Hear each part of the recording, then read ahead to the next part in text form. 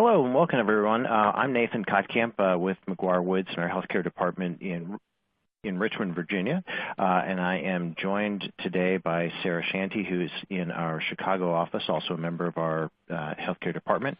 And we are here, as I believe you know, to talk about data privacy and security with respect to wearable devices. I want to say at the outset that this is a huge topic. It's an evolving topic, and there's no way that we can cover it comprehensively in an hour, but we're going to do the sort of tip of the iceberg approach on this topic. We are also probably going to be a little bit more expansive than just wearable devices because, as I'm sure you know, with the Internet of Things and the connected nature of devices these days, there's just a lot going on. So we're not going to be strictly limited to wearable devices. We're really going to talk about other forms of connected sources of data about health that are seemingly pervasive in our medical delivery system as well as in our popular culture. As a result of these wearable devices and other technology, you could easily gain the sense that our data is everywhere. And in some sense that's probably true. In some sense that's maybe not exactly accurate, but nevertheless it is a growing field and something for all of us to be paying attention to as we are in the healthcare field. I think it's important to start out with a little bit of context, and I'll talk about the specific agenda in a moment, but just to put some of the scope of what we're talking about into context, it's estimated that as of right now, approximately 1 in 5 consumers wears some sort of smart device, whether it's a smartphone or a smartwatch or a Fitbit or something like that, doing various forms of tracking. The growth in this marketplace is predicted to be approximately 16.7% year over year. So that's a huge market and a huge increase in the market.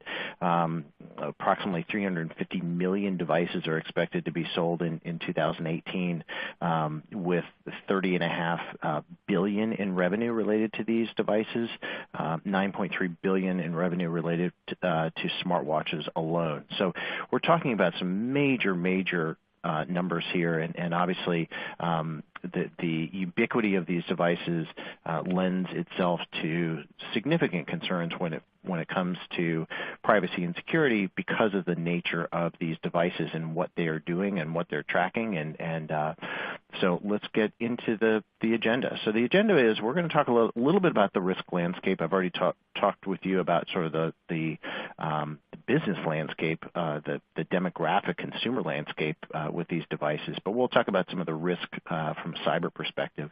We'll talk a little bit about our McGuireWoods 3-prong approach to cyber issues, and hopefully that'll be a nice framework not only for this topic, but for just about any topic as it relates to cybersecurity issues.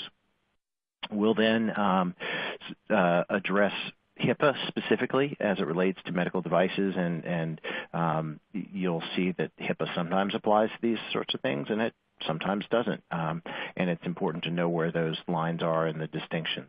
We'll also talk about the FTC and FDA rules and their roles in regulating these types of devices, because it's not just HIPAA that is of concern. And then we'll close out with some best practices. We will attempt to leave some time at the end for questions, and if for some reason we don't get to your questions, we'll get a report of those and we'll be happy to follow up after the presentation. So talking about the risk landscape, let's jump right into it.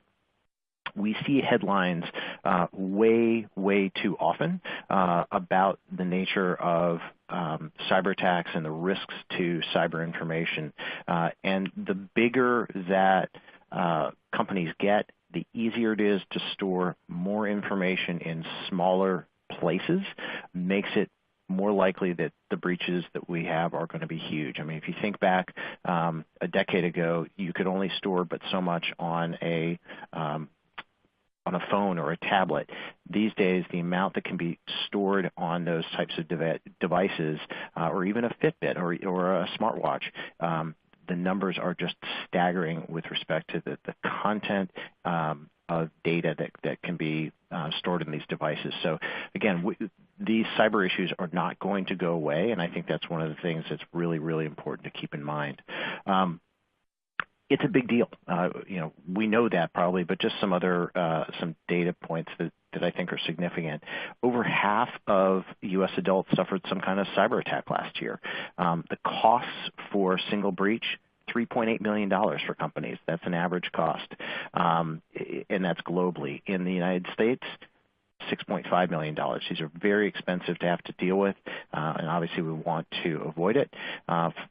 Total financial loss in 2016, over $1 billion, with an increase of almost a quarter from the previous year. So again, it's a really big deal. Healthcare is a particularly sensitive area of the economy for a lot of different reasons. One, because there's so much data. Two, because it's very well recognized by cyber criminals that the healthcare industry isn't necessarily as on top of cybersecurity as some other industries. There's a lot of old equipment out there using old operating systems that makes it very vulnerable.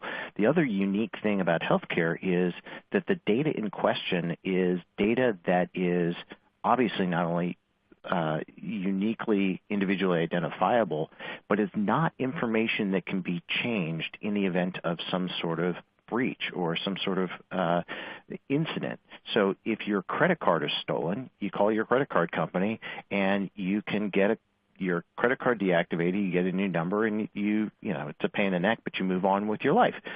If your health information is compromised in some way, you can't change your health history. You can't escape that. And the fact that it may be out there in the hands of criminals is a very problematic thing. So that's one of the reasons that the healthcare industry is unique, and it's a unique target. Healthcare breaches, they're just on the rise, and here is a slide that shows some of the costs with respect to it's expensive to clean up a breach.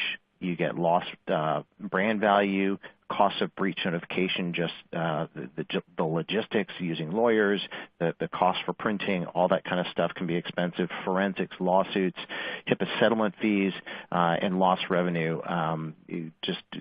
The numbers are going to continue to escalate along this front. In terms of who we're seeing as the victims of healthcare breaches, it has mostly been in terms of breaches. As you might expect, it's been the healthcare providers, but you'll see that business associates, those who are working with healthcare providers, health insurance companies and others, are increasingly targets, and health plans less so, but that may change as well. One of the things that we see as a very, very common strategy by cyber criminals is ransomware.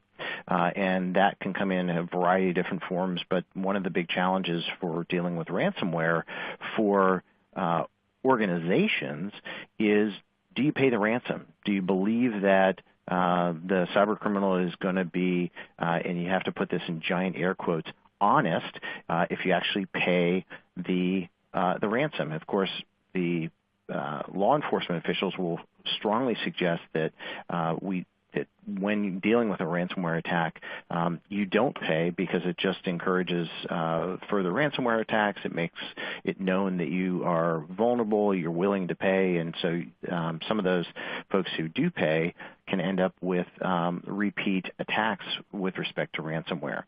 So it's a challenge dealing with it if you are an organization. Now let's turn to the personal side of things. Let's see if my slide will change here. Okay, so now imagine getting this email or this text to the pacemaker patient. I've hacked your heart. Pay up or die. See, now it's personal, and now it's not a business risk. Now we could be dealing with a pacemaker that's connected to the internet as an Internet of Things connected device, and it's been hacked. And it is true. You could be killed by someone fiddling with your pacemaker. So that really, really does put it in perspective. And obviously not all of the connected devices that we're dealing with have the potential to result in such catastrophic health implications if there is a breach like a pacemaker. But it is obviously very important to keep in mind. And when we're talking about pacemakers, here's just an example. This could be related to insulin pumps. It could be related to pacemakers. It could be related to all sorts of different things. But just in the context of pacemakers, there was a study that was done in 2017, remarkable study, looked at 7 different pacemaker programs from 4 different manufacturers, found over 8,000 known vulnerabilities in the third-party libraries across these different platforms.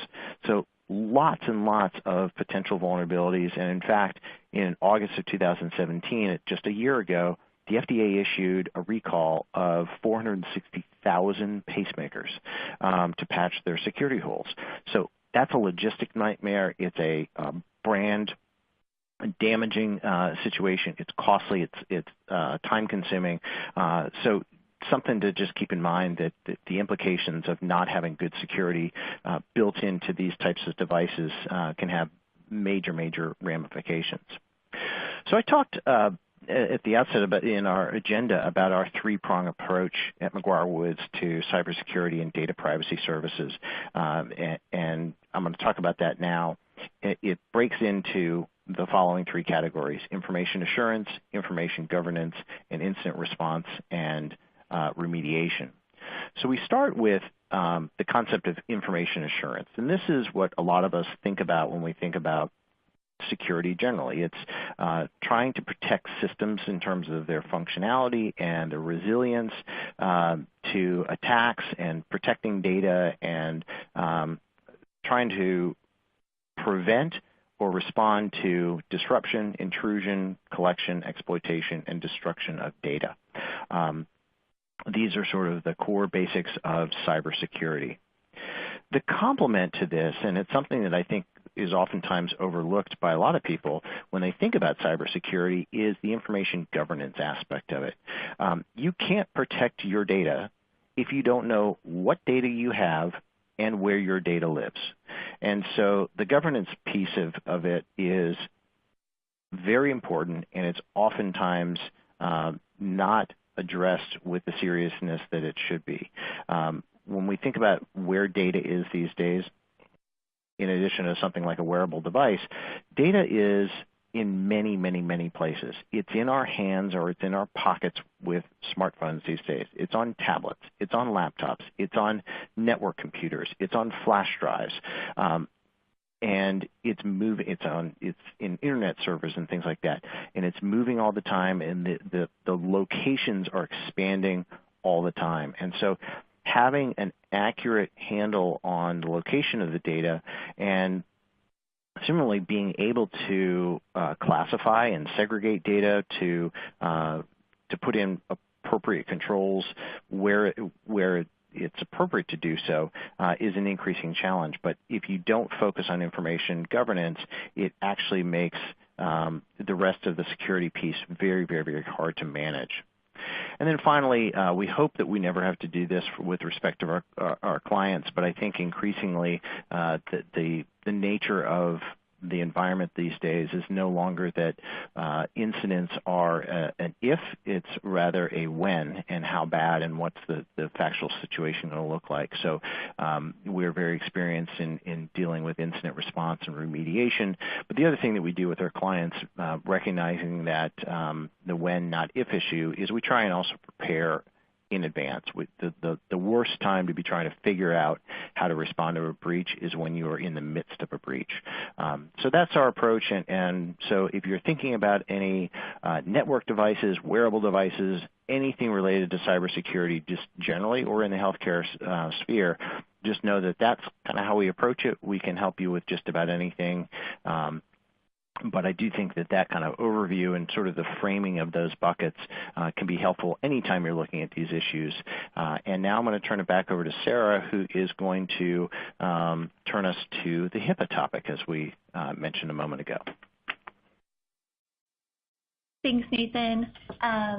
Yeah, so, and I think that kind of now sets us up to talk about some of the regulatory issues, knowing what the landscape really is out there, and then turning to kind of what the law is requiring of those devices, of those manufacturers. And I know many of you on the phone, and I recognize many names, so thank you for joining to those that I know and don't.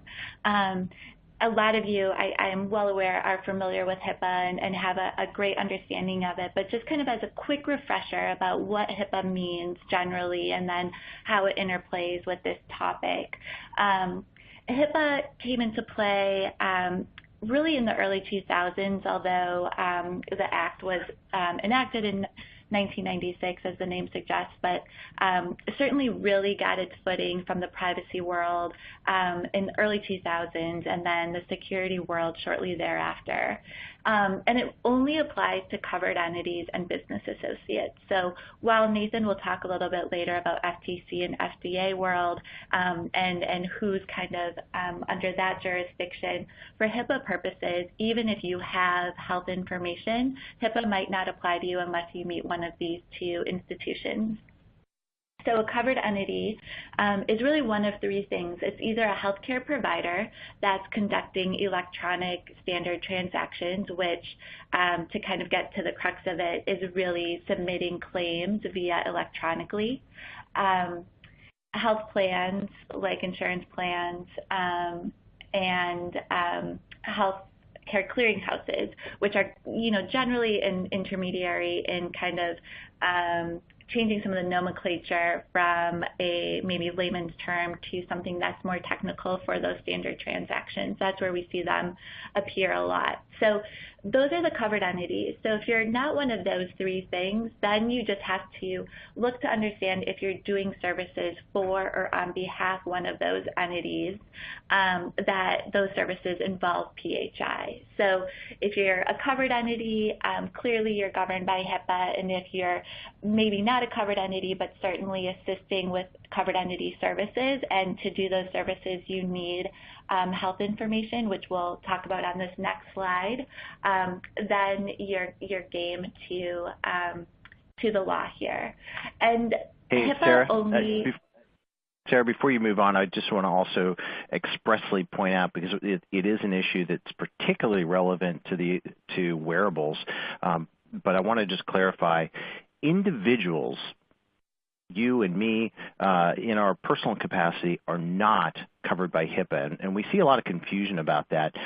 So I just wanted to point that out. So if I have a Fitbit and it's collecting lots of information, my heart rate information, my exercise information, you might be able to call that health information, but as long as it's still just mine and I haven't shared it with anyone else,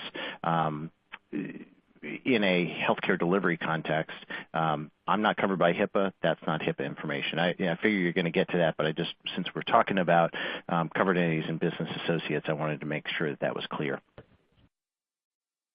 Perfect. No, thanks for adding that. Exactly. And that really goes to the slide of what is protected. And the only information that's protected is health information that's really been created or essentially created by or held by a covered entity that relates to the past, present, or future health care of an individual. So where a covered entity has information that identifies an individual and speaks to their health information, then we're kind of in HIPAA world, because that would be protected health information. So anything that identifies an individual, so if the individual can be identified by that health information and it's held or has been received through a covered entity, then we're in the HIPAA world. So again, you have to kind of meet the definition of what is protected information, and then also you have to be one of these HIPAA entities, a covered entity, or a business associate for the law to be applied to you. And that might seem pretty maybe cut and dry of, okay, I don't think I have that information on top of being one of those entities, or yes or no. It gets a little bit more hairy with some of the device companies, because we understand, as Nathan noted in kind of the earlier section here, that data is so versatile and so transient that sometimes you have to think about the source of the data, or the entity that maybe received the data before you and how you've been a recipient of that. The core elements of HIPAA are, for purposes of this presentation, are the privacy rule, the security rule, and the breach notification rule. A privacy rule is really important for patients because it really sets forth their rights to their information and sets forth what HIPAA entities have to do to protect information and how they can use it and disclose it. So that really kind of goes to use and patient rights. Whereas the security rule is much more technical, and we understand that that's gotten a lot more attention, especially from the enforcement arena in the last few years. That's really how you protect electronic PHI. And we kind of underscored the word electronic on this slide because the security rule only applies to ePHI, not paper records.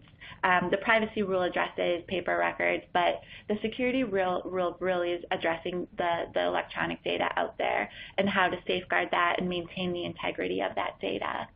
And breach notification rule, hopefully not too many of you have personal experience with it, but we know it's very, very, very common that when there is an impermissible disclosure of unsecured PHI, that there are reporting requirements or assessment requirements attached to that incident to understand whether you do in fact have to report the disclosure or if you can argue that it meets an exception.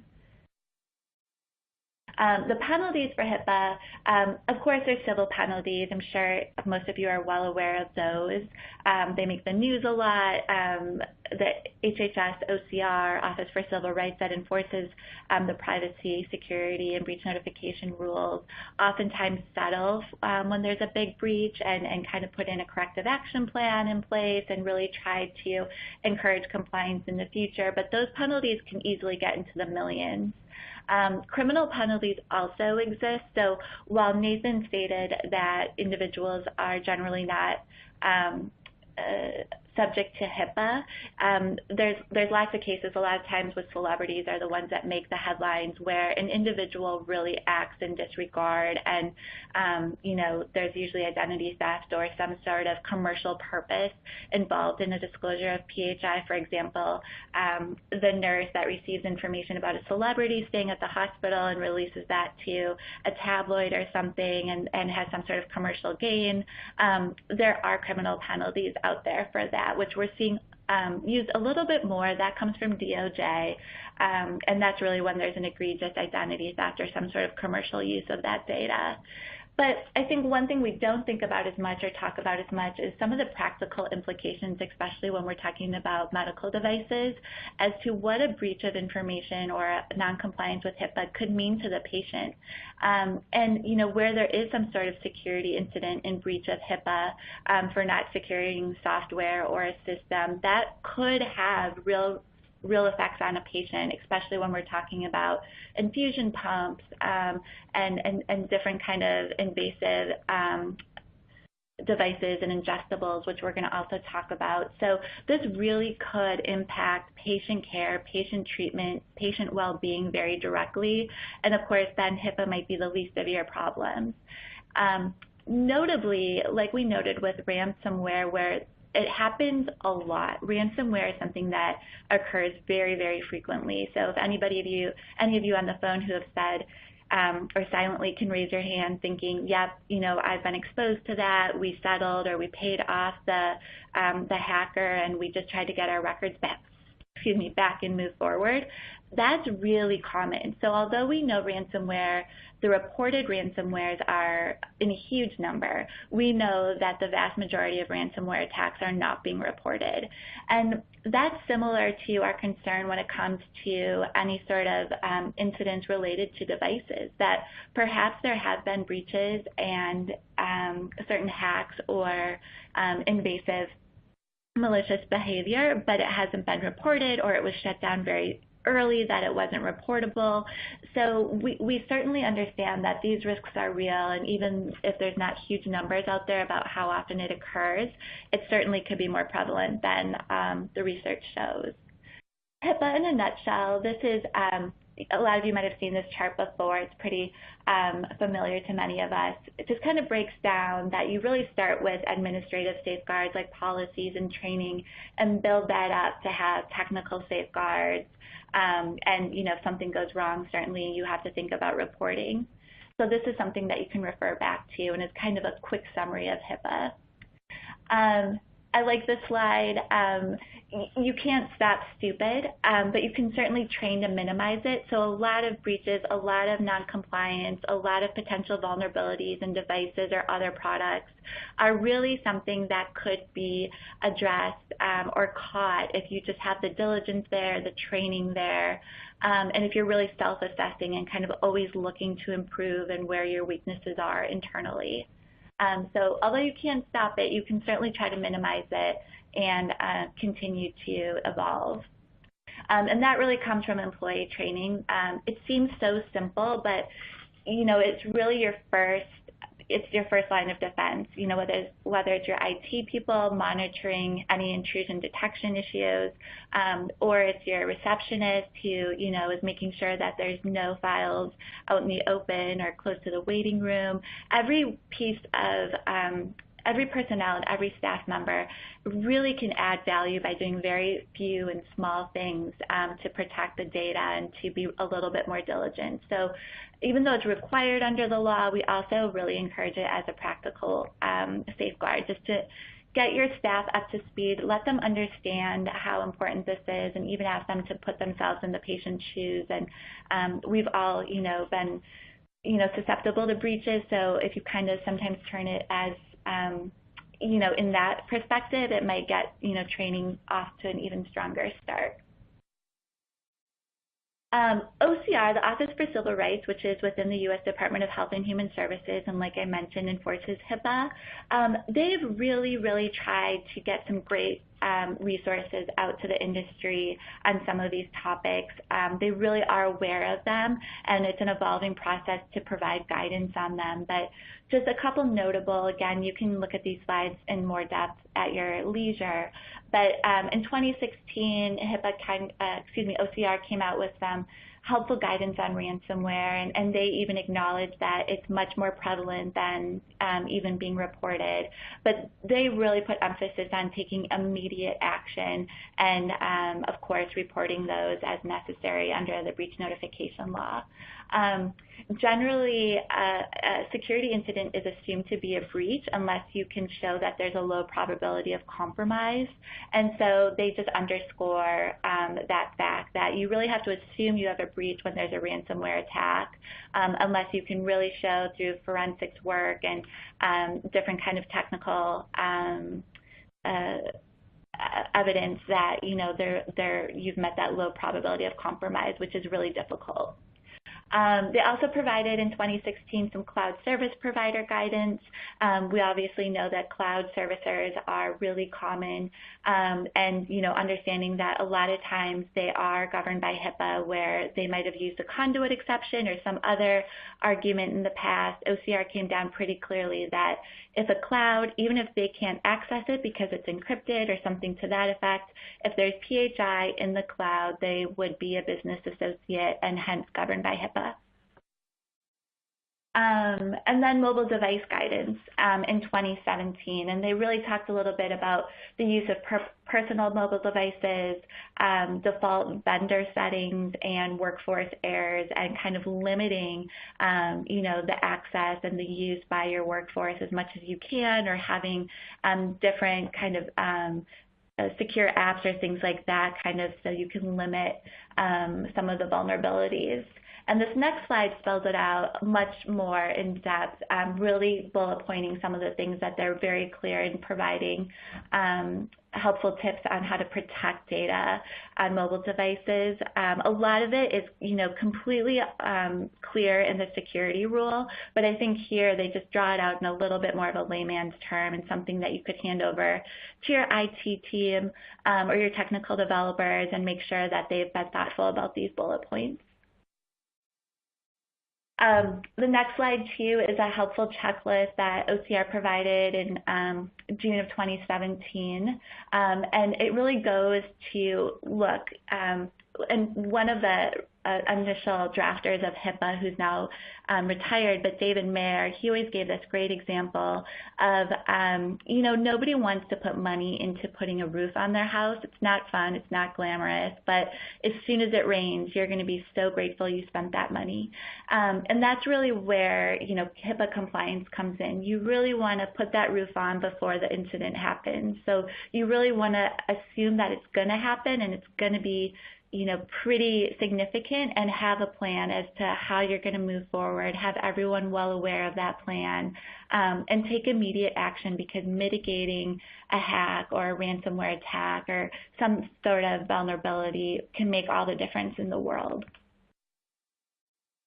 And then they spoke a little bit to application, well, I guess they didn't speak to it specifically, but they offer a little bit of guidance, and for purposes of this webinar, we certainly understand that for medical device manufacturers, they could fall on either line of HIPAA jurisdiction. So you really have to consider whether, you're a healthcare provider as defined by the law, which can include the sale and the manufacturing of healthcare devices and products.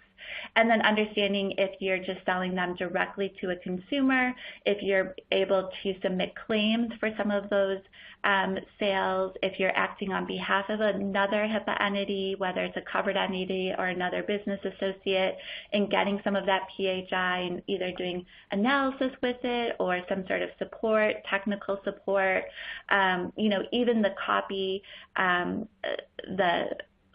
guess your photocopier technician, if they come in and you're making copies often of medical records and there's technically PHI stored on that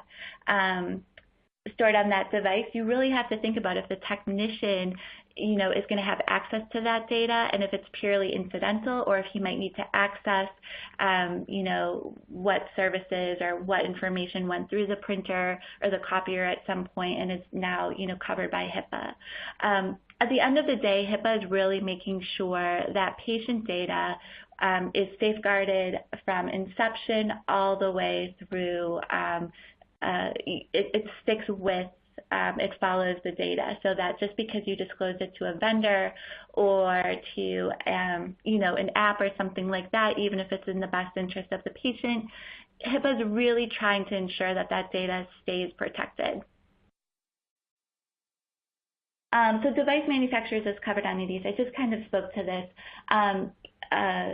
Separate from the interesting kind of inclusion of where a company is operating a self-insured plan, which would trigger HIPAA, certainly because now it's a health plan, you really have to think about, again, if the device manufacturer is receiving PHI, we see this often where, they sell the device to the provider or directly to the consumer, but then they actually receive some of the PHI back so that they can either do some of the monitoring, analysis, technical assistance. And if they're doing that on behalf of an entity that is governed by HIPAA, then they are a business associate and need to protect it. And if they're creating these services or these products and there's somehow a provider that's providing standard transactions and submitting claims electronically to insurers or other payers, again, that now they might be a covered entity and need to really protect that information. And then, if the whole company isn't doing that, just, certain arms of the department of the company or subsidiaries, then certainly we can think about how to structure your company so that potentially you're mitigating any HIPAA liability to those components that are not conducting that activity. Again, as business associates, I kind of spoke to that, how they can either be a covered entity or a business associate, understanding what data they're getting at what point and what exactly they're doing with it. And then let's go into the BAA exception. So under HIPAA, a covered entity that has a business associate that's in receipt of their PHI, generally what they have to do is have a contract that has the vendor, the business associate, agreed to protect that information.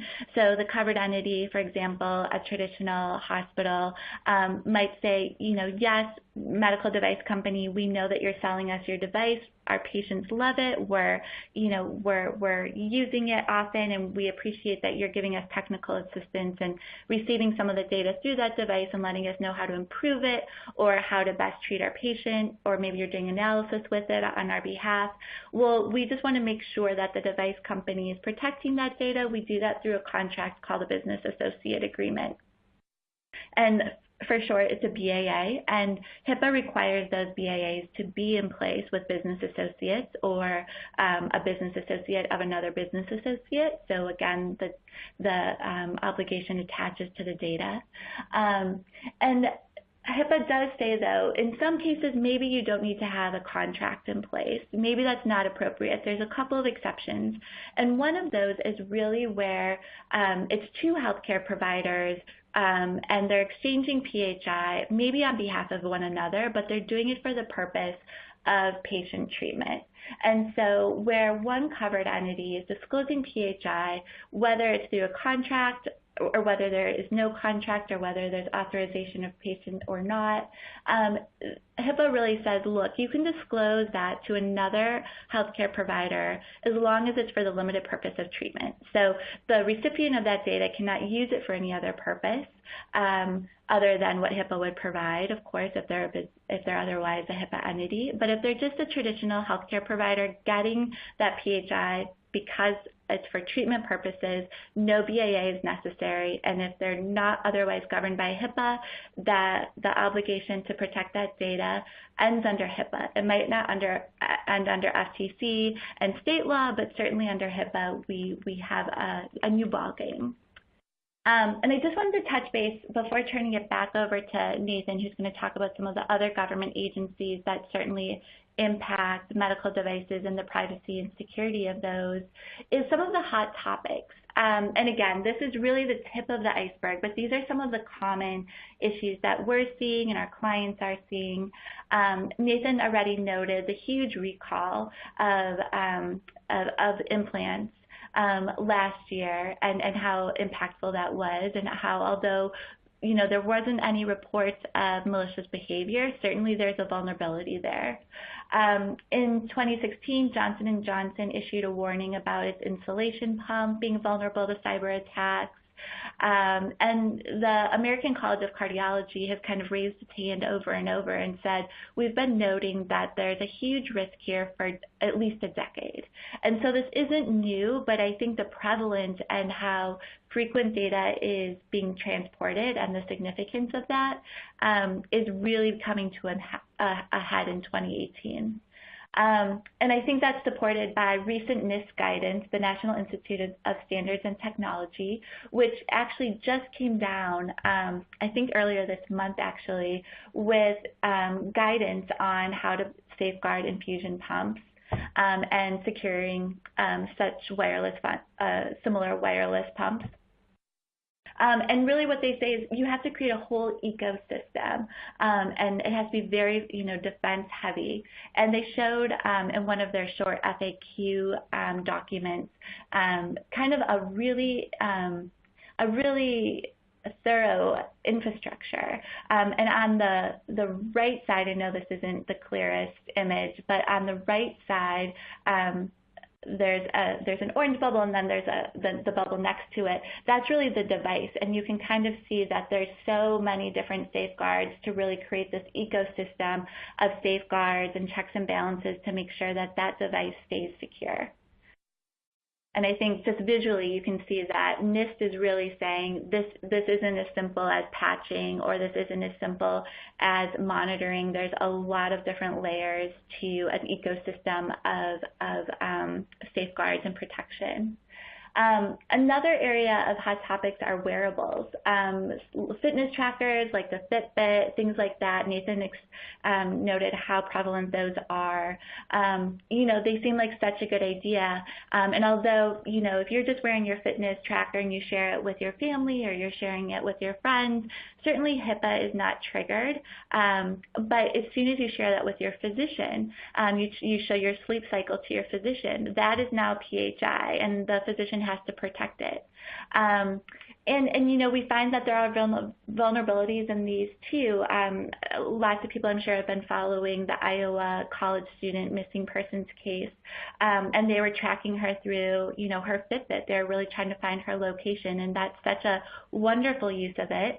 On the other hand, we see, where military locations were exposed due to military people going for a run in the morning around the base. Smart clothing is becoming really popular.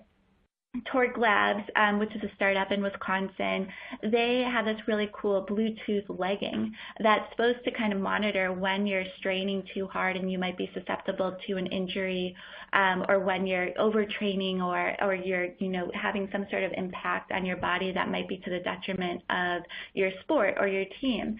And so that opens a lot of interesting inquiries too. It's almost, could it be almost acting like a sports agent, we think of it, because now suddenly who's entitled to that information are trainers, are coaches, are national leagues. If you're a star player, going to want to see that information to know, oh, well, you look great now, but is your Bluetooth legging showing that you're going to blow an Achilles within the next year or something like that?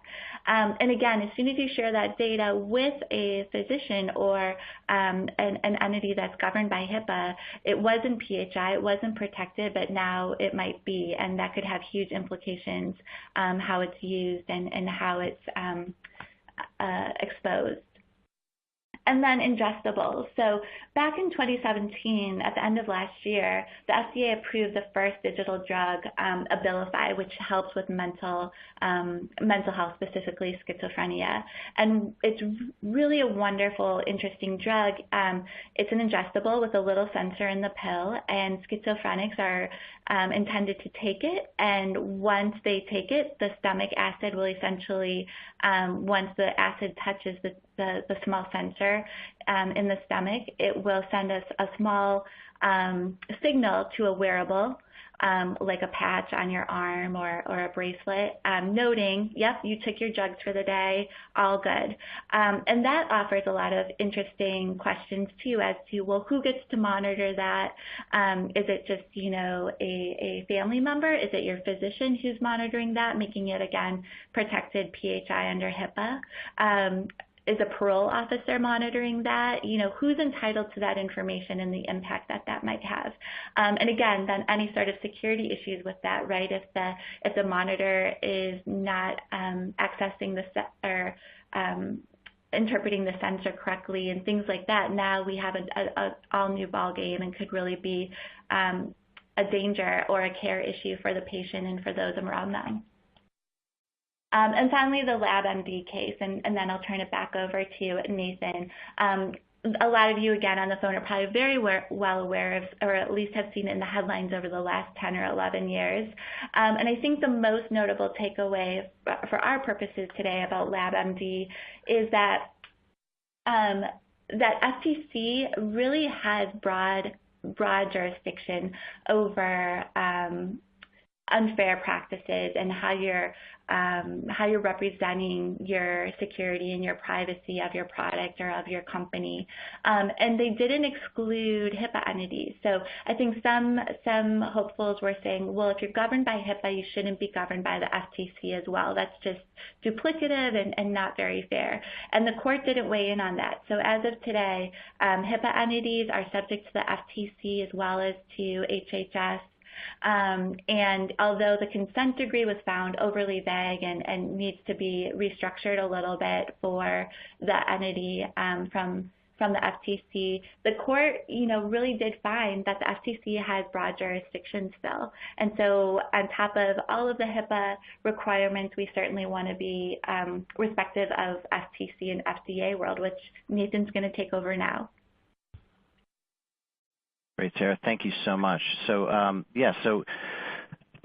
the FDA, as you probably already know, has jurisdiction over medical devices, and I'm going to talk in just a second about where you cross the line between a medical device and just an ordinary healthcare product that isn't regulated by the FDA. But it is important to know that there's sort of two pathways to FDA approval. One is through the 510K process, where what you do is you compare a new product to an established product that's already gone through the approval, and you say it's substantially similar, it operates in the same general way, it's going to have the same qualities to it, therefore it doesn't need to go through all of the preclinical and clinical trials and things like that. The other is when you have a truly unique product, then it does need to go through pre-market approval and the full-on application process. But knowing that FDA is out there can be a big deal when it comes to medical devices for sure. The other agency, and Sarah mentioned it, is the Federal Trade Commission, the FTC. Once there's clearance of a device and it's out there on the market, or if you have another product that actually doesn't fall within FDA jurisdiction, the FTC may still be concerned about false or deceptive advertising with respect to the product. And you can very easily see with respect to these types of products where that false advertising may come into play when you're making allegations or advertising about the ability of a particular device to dramatically change your behavior, help you lose weight, make you stronger, or alternatively, as we are certainly talking about here, where you've got a device and the device manufacturer is making certain claims about its security and about who has access to the information and the quality of its encryption, and then all of a sudden that device gets hacked. Those are situations where we could see the FTC intervening and maybe taking action depending on the nature of the claims that are being made by the manufacturer of that product. So with respect to devices, devices under the Federal Food, Drug, and Cosmetic Act are just about anything that's intended for use in diagnosis of disease or conditions and the cure, mitigation, treatment, or prevention of disease, or it's intended to affect the structure of the human body. So you can have something that is able to monitor things, but if it's not going to be used for treatment purposes, or if it doesn't physically affect the body, it may not be a device and it may not be regulated. The FDA, as you might imagine, is certainly cognizant of the evolving technical nature of the delivery of healthcare systems and devices, and so not surprisingly has issued guidance. It came out in 2014 with some guidance about cybersecurity. One of the tricky things when dealing with the FDA is a lot of the way that it produces its materials, it is in the form of guidance. It is not regulation, so technically speaking, it is not binding, although practically speaking, it is the agency's statements on how it expects folks in the economy to be behaving with respect to those devices. So you pretty much treat it as regulation. But what's particularly tricky about it is if something changes in the landscape of cybersecurity, the guidance that is out there could change literally in an instant, and it's not the same as regulation. So in terms of what the FDA specifically flagged, malware, things that go in and infect a device, unsecured distribution of passwords, ways of getting into a device is a big deal. Failure to provide timely security software updates and making sure that the devices and the way that they're built have the ability to be updated on an ongoing basis so that they don't become obsolete and still operative yet unable to be improved from a technical security perspective. And then also the security vulnerabilities with certain off-the-shelf software. So a lot of these devices that are out there aren't using proprietary software to operate the device itself. The builders build the unit to do some sort of function, but the operating system is somebody else's. And so making sure that again, going back to the patch issue, making sure that when you're using somebody else's off-the-shelf software, that it's integrated into a security plan so that it can be improved as need be. The FDA has decided to regulate only medical devices and only medical apps that pose some sort of risk to patient safety. So a lot of the personal fitness tracking apps and things like that, there's very little risk to an individual's health by using those sorts of things. So the FDA has just not gotten involved, and they do take a risk-based approach when looking at these things, but the agency does not regulate the sale of general consumer use products, and so those are your Fitbits, your smartphones, and things like that. Where the line is drawn is where things are really just for general wellness use, and they pose a very low risk of safety that the FDA is just not going to get involved. The general wellness use is really just things that generally address health or healthy activity, and they're lifestyle sorts of things. So they're not being used by physicians as a general rule. They're not being used as insurance companies, although you could see them crossing the line. And keep in mind that FDA jurisdiction and enforcement about these things is entirely distinct from HIPAA. So you could have a general wellness device, a Fitbit, for example, or some other tracker of your heart rate that the FDA says, well, that's a low risk situation. We don't really care about regulating that. But if it's part of a wellness program sponsored by an employer that affects the rate that you pay for your health insurance benefit, well, now all that information is covered by HIPAA. So it may not be FDA, but it may be HIPAA. And some of the claims that are made about that, again, may be things that the FTC would be paying attention to. So again, lots of ways in which these various regulatory schemes do overlap. Just some examples of some of the wellness stuff, again, is devices that look at your heart rate, your blood pressure, maybe diabetes and things like that. I think I'm going to just move on and just touch, because I know that we're running a little bit short on time. There is also the Consumer Product Safety Commission, which is yet another regulatory body that needs to be considered when we're dealing with these types of devices. There's an obligation to provide reporting whenever there is a known risk to patient safety with respect to a particular device. And what the Consumer Product Safety Commission is in charge of doing is protecting against unreasonable risks of injury. It's well recognized that injuries are going to happen, things are going to go wrong. It's really the unreasonable ones that they're really trying to get at. And so that duty reporting, twofold duty, whenever there's a substantial product hazard.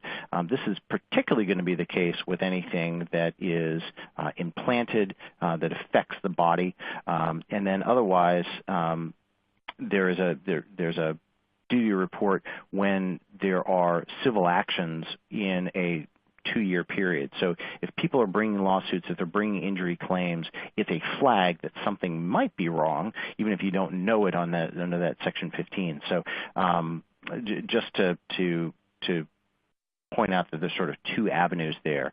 And if you fail to report, you could be subject to criminal and civil penalties. And it also is important to note that just because you make a report to the Consumer Product Safety Commission, it doesn't necessarily mean that you're going to be dealing with a recall.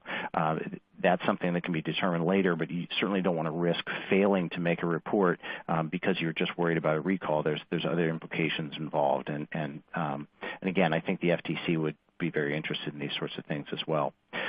In terms of other guidance, just to let you know, the FDA has other specific guidance about networked medical devices with the off-the-shelf software that I mentioned a while ago. That's been a fairly recognized issue. As you can see, the guidance came out in 2005. More recently, they've talked about pre-market submissions where, again, you're considering the cybersecurity of your medical device before you propose approval to the FDA.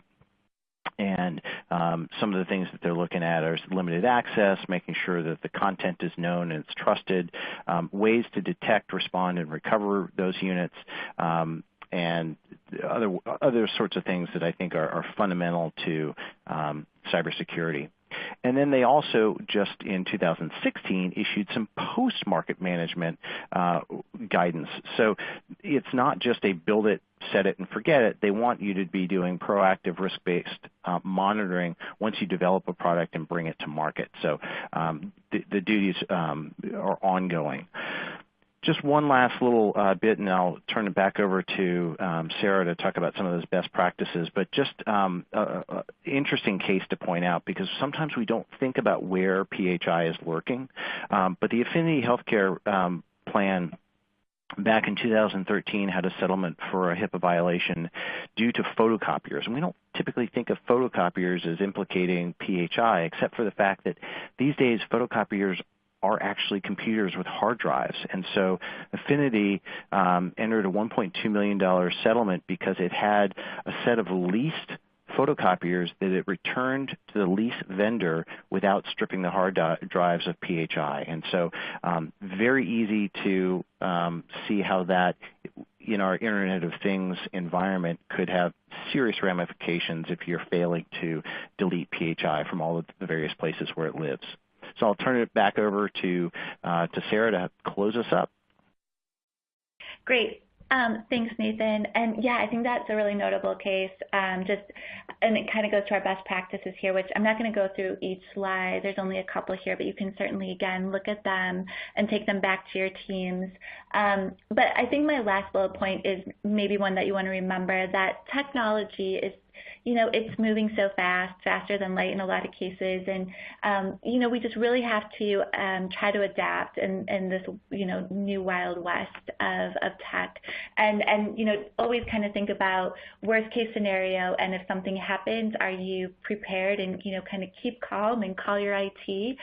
Or are you scrambling to figure out what this means and how to address it? So I think it's really just always try to kind of be on the forefront, not necessarily waiting for government guidance or seeing what the rest of the industry is doing, but know your product, know how you can safeguard it, and know how you can protect your consumers. And that's really kind of the mentality. The next slide is, I think same kind of note to be proactive. This is really a C-suite issue. A few years ago, we saw that executives weren't maybe so interested in some of the nuances of data privacy or even regulatory compliance within institutions. But now it's such a big issue. It makes headlines. It really can impact an entity and the consumer base so much that we encourage you to take it straight to the top to get that onboarding of support and to really move forward with it. A multi-dimensional or multifaceted approach is certainly best. It's not just one fix. It's going to take a lot of different layers to feel secure and have, nights that you can feel well rested and you can go to sleep knowing that you've kind of done all the things you could possibly do to protect the consumer, to protect your business and your team, and knowing that there's kind of some fail-safes even if your first line of defense gets broken through. The last slide here is just, again, a little bit of a summary of data privacy, compliance, and cybersecurity, some of the takeaways if you want to use these as talking points as you go back to your team. But as promised or as intended, we kept within our time allowed for today, and we're happy to stay on and take questions, or you can email us questions through the site. Otherwise, we'll just put up our contact information and let you know that we welcome thoughts, feedback on this presentation or any of your experiences, or if we can assist in any way. Yeah, again, thanks so much for joining us today. If we can ever help you with anything related to these topics, just let us know. Yep. And are there any questions? We certainly will leave the line open, and people who can drop, please feel free. And people who want to chat or have anything to add, please chime in.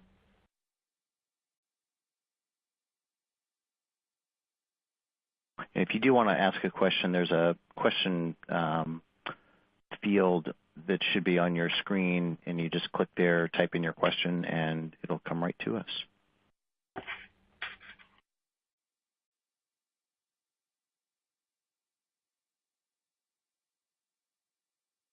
Well, Sarah, I think we may have covered it all, which is remarkable given how big this topic is. Yeah. Exactly. So again, we thank you for joining us. Keep in mind that we are always presenting various topics for our clients and colleagues and others. We have some upcoming HIPAA presentations and others in the healthcare compliance realm. And this and other presentations that we've done recently are available online on our website at McGuireWoods.com. If you were looking at other topics, if you'd like some more information, or if you'd like to share it with a colleague, we welcome you to go ahead and do that. So thank you again for joining us, and have a wonderful afternoon.